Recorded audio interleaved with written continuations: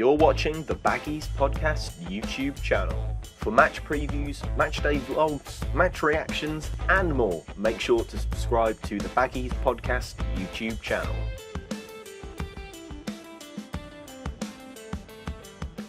Hello and welcome back to the Baggies Podcast YouTube channel, where of course we're giving you all the latest news, views and opinions on all things Albion.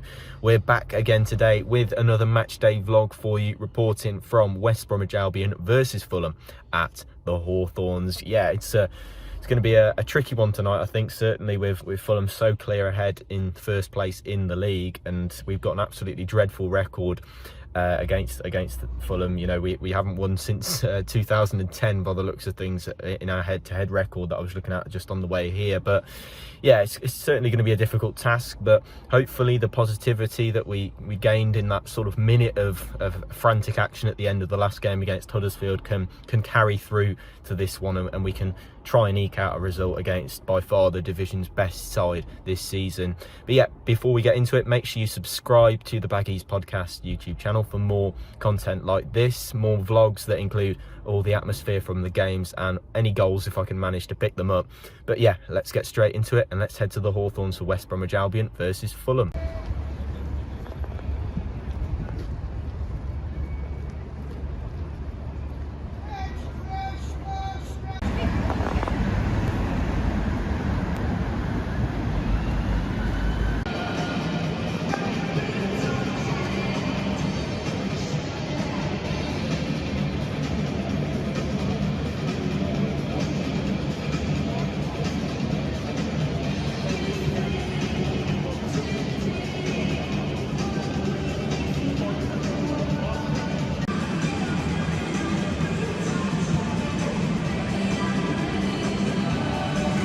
Here we are then at the Hawthorns for West Bromwich Albion versus Fulham. Yeah, as I said, it's a huge game for Albion, and one that I'm slightly optimistic that we can get a result, but whether that result results in a victory is another matter.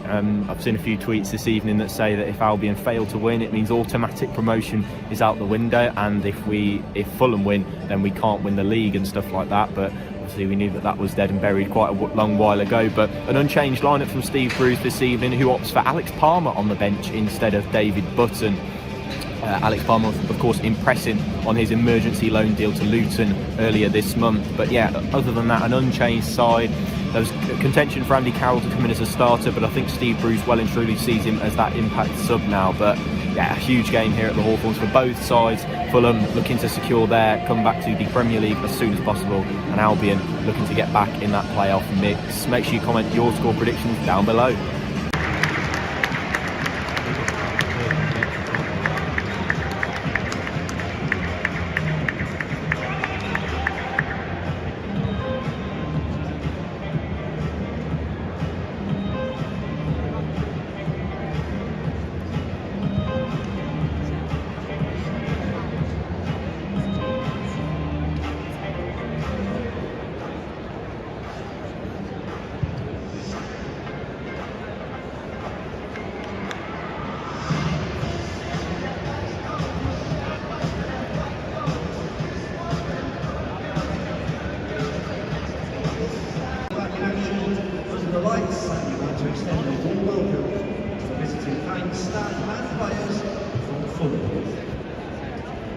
On the club as well, I'd like to thank this evening's match sponsor, CPC Civils.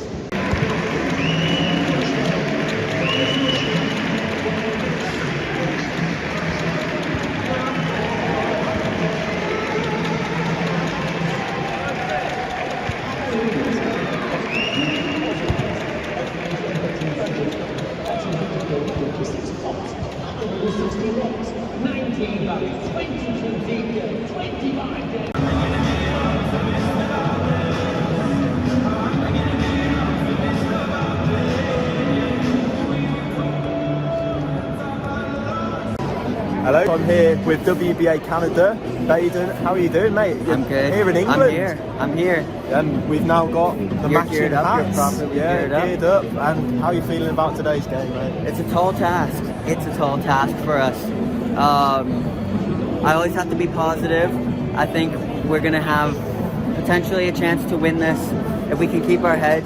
We've seen it a lot this season where we concede a goal or something happens in the game and we just drop our heads. So if that happens, I'm afraid we're going to be losing by many goals tonight. But optimistically, I think we're going to win 2-1 so long we keep our head. Oh, amazing. And you've met a famous Baggy face a little bit earlier.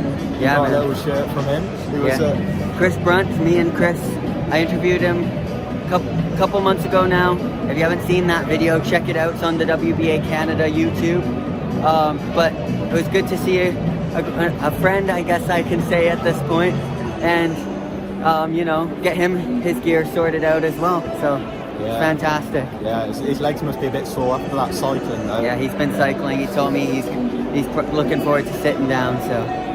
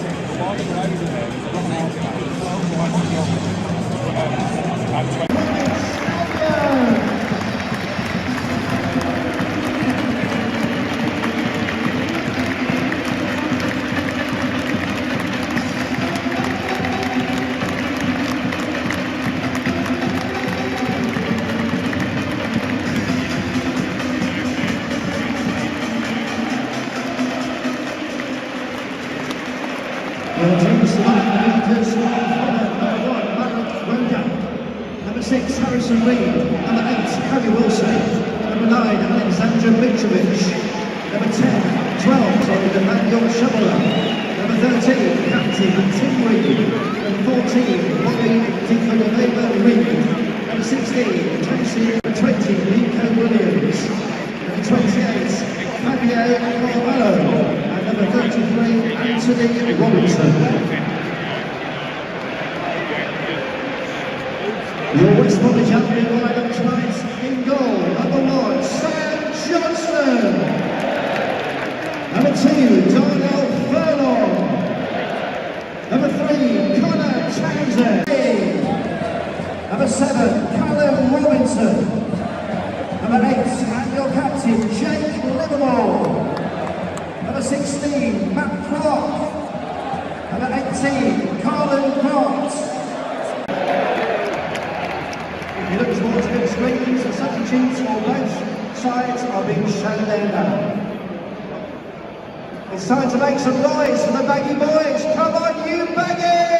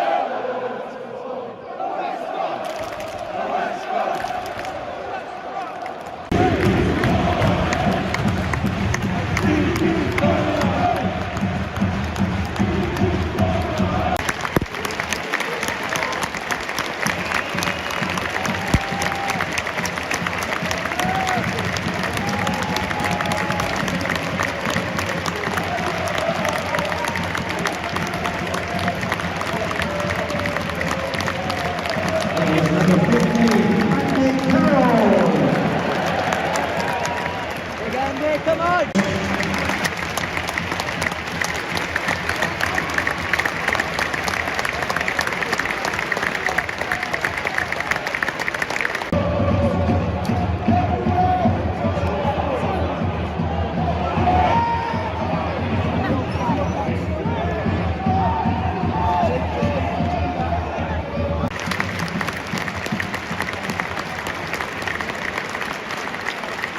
He's number 14, Jason Montgomery.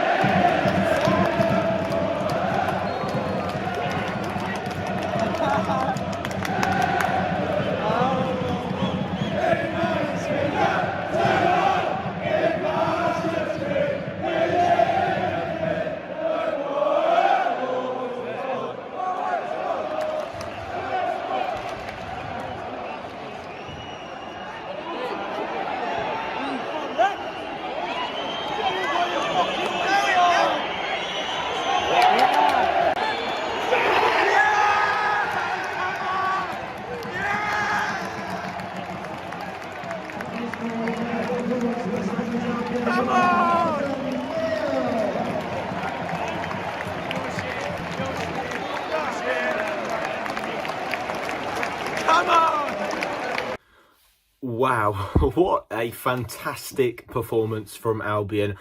I think that's the best performance of the season for a starter. Definitely the best performance under Bruce.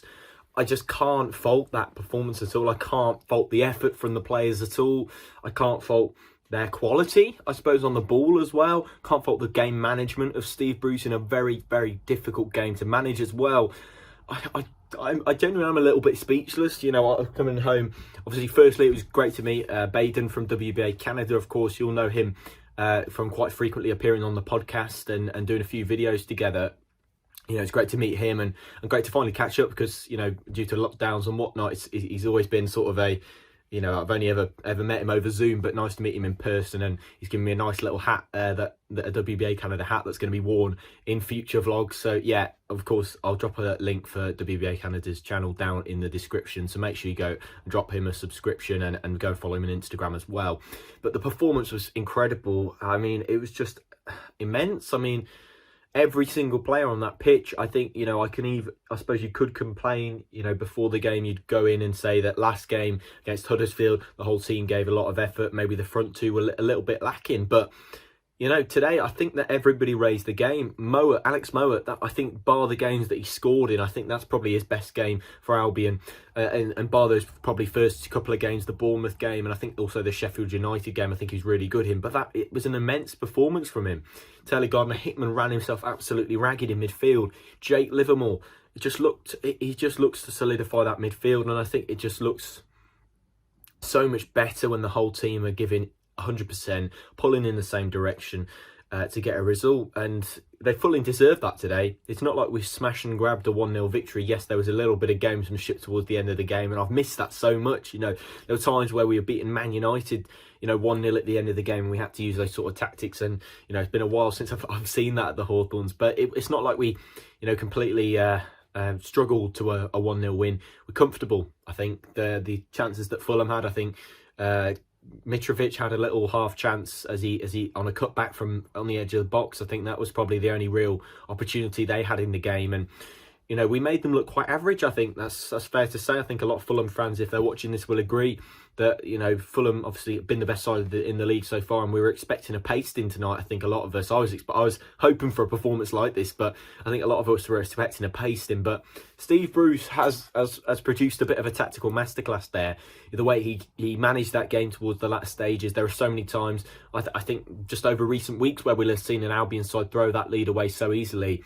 But everybody kept the concentration. Nobody stopped the working, and yeah, they deserve absolute credit for this performance. So does Steve Bruce for managing to sort of ring out that game and bring it to the end and bring out the 1-0 win in it. I think, you know, we did have chances early on in the game. Grant had the one-on-one which I caught on camera, I think. Chance for Robinson as well, where he chopped inside it and got the shot away, and then obviously the one that Robinson scored, and the penalty shout for Moa. By the sounds of things, that was it was right in front of me. I thought it was a penalty at the time, but by the sounds of things from people who've watched a replay, think it was stone walls. So, you know, there could have been another goal in that potentially. So obviously don't know why that wasn't given.